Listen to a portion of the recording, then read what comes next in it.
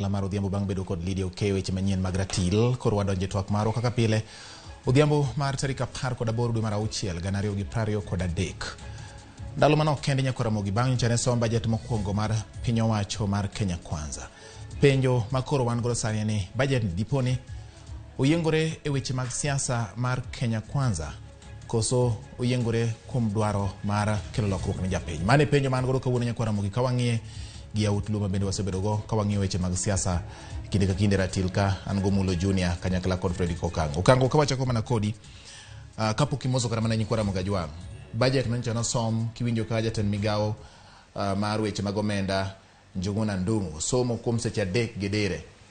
Budget ni neno ka oyiengore kuom japiny koso en mar siasa. Budget cha wan kaka nosewacho kendo wanuoyo kata gitim mana amendments nyadimiya. Budget cha rach. Okay. Budget cha ok oyiengore kuom japiny. Budget cha oyiengore kuom jotend Kenya Kwanza. Okay. Manigi migawo mar loko ohala gi sirikal. Budget no rach. Omulo budget manosom kuom seche 3 gedere.